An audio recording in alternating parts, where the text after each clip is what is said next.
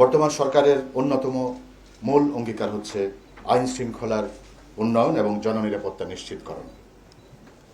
ঢাকা মহানগরীতে এই লক্ষ্য অর্জনে ঢাকা মেট্রোপলিটন পুলিশ দৃঢ় প্রতিজ্ঞ। সম্প্রতি সমাপ্ত আমাদের পুলিশ সপ্তাহ 2026-এর স্লোগান আমার পুলিশ আমার দেশ, সবার আগে বাংলাদেশ আমাদের এই দর্শনকে প্রতিফলিত করে। আমরা জনগণের সেবক হিসেবে কাজ করতে চাই।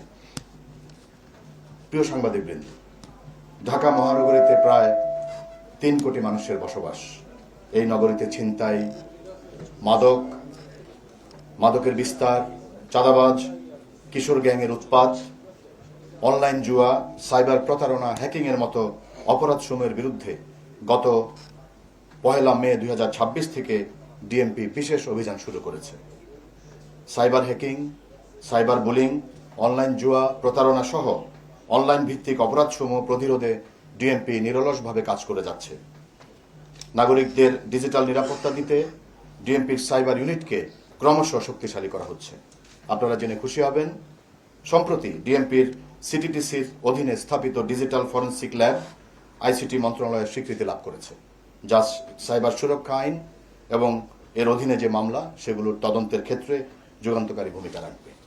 সময়ের সাথে সাথে দেখা দেয় নিত্য নতুন প্রয়োজন। রেডি থাকতে হয় প্রতি মুহূর্ত।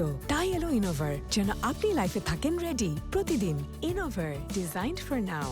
চাঁদাবাজ, অস্ত্রধারী সন্ত্রাসী, মাদক ব্যবসায়ী, অনলাইন জুয়া এবং প্রতারণার সাথে জড়িতদের কঠোর অভিযান অব্যাহত আছে। ছিনতাই এবং যে কোনো ধরনের চাঁদাবাজির বিরুদ্ধে আমাদের জিরো টলারেন্স। অপরাধী যেই হোক, তার কোনো রাজনৈতিক বা সামাজিক পরিচয় বিবেচনা করা হবে না। ঢাকার অন্যতম প্রধান সমস্যা ট্রাফিক জ্যাম।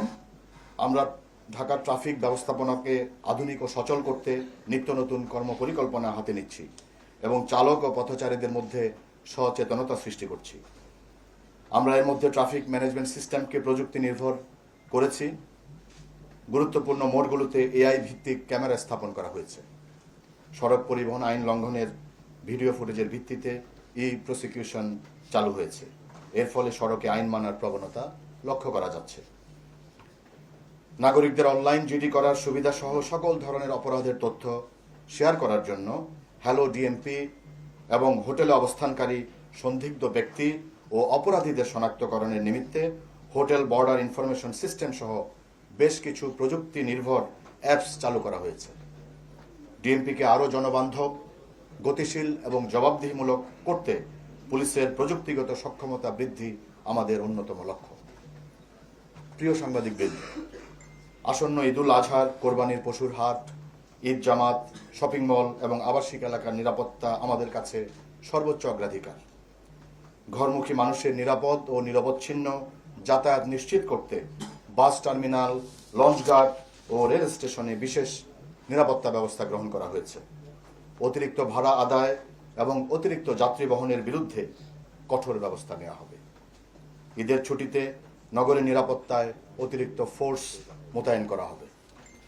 কোরবানির ঈদকে সামনে রেখে নগদ টাকার লেনদেন কমিয়ে ব্যাংকে লেনদেন করার জন্য সকলকে পরামর্শ প্রদান করছি এবং বড় অঙ্কের আর্থিক লেনদেন করলে পুলিশের সহযোগিতা নেওয়ার জন্য সবাইকে আহ্বান জানাচ্ছি।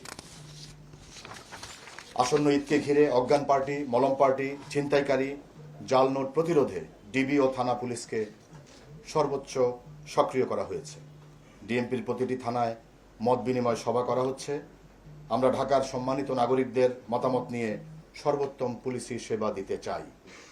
অনেক ক্ষেত্রে জনসাধারণের সহযোগিতা ছাড়া আমাদের কাজ করা দুরূহ হয়।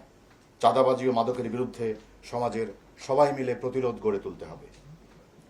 ঢাকার এই বিশাল জনসমষ্টি নিরাপত্তা নিশ্চিত করা কেবল পুলিশের একার পক্ষে কঠিন। আইন শৃঙ্খলার টেকসই উন্নয়ন এবং একটি নিরাপদ নগরী গড়ে তুলতে আমি সম্মানিত নগরবাসীর আন্তরিক সহযোগিতা কামনা করছি। আপনার এলাকায় ছিনতাই, চাঁদাবাজ, কিশোর গ্যাং, যে কোনো অপরাধের তথ্য থাকলে অবিলম্বে পুলিশকে জানান। প্রয়োজনে জাতীয় জরুরি সেবা 999-এর কল করুন এবং সাথে সাথে পুলিশ ব্যবস্থা নেবে।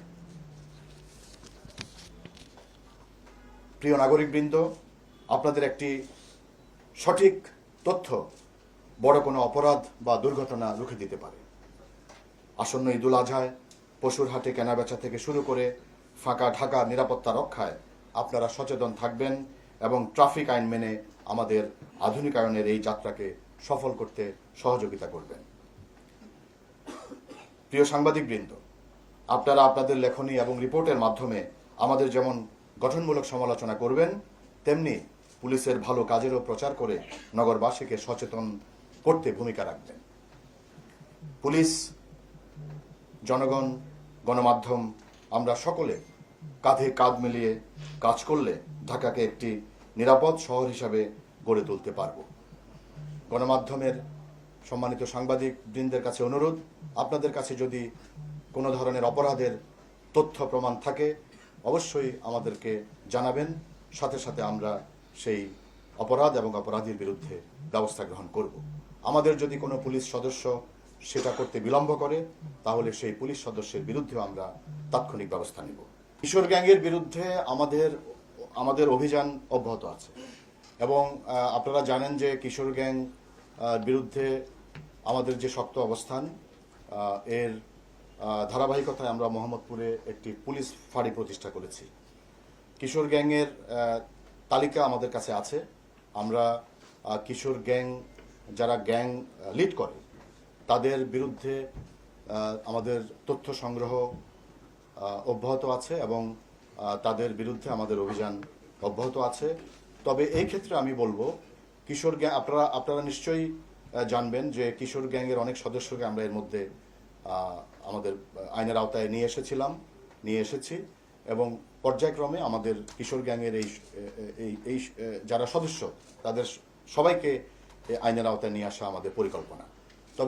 তবে এই ক্ষেত্রে সামাজিক প্রতিরোধ প্রয়োজন, কারণ কিশোর গ্যাংয়ের যে বিস্তার এটি আসলে একা পুলিশের পক্ষে কঠিন হবে, কারণ এটা যদি সমাজ থেকে প্রতিরোধ আসে তাহলে এই কিশোর গ্যাংয়ের যে অপরাধ সে অপরাধ বিস্তারে প্রতিরোধে আমরা সহায়ক ভূমিকা পালন করবে। এজন্য আমার মনে হয় কিশোর গ্যাংয়ের যে অপরাধ সেই অপরাধ বিস্তারে জনগণ, সাংবাদিকবৃন্দ, পুলিশ আমরা সবাই মিলে একসাথে কাজ করতে হবে।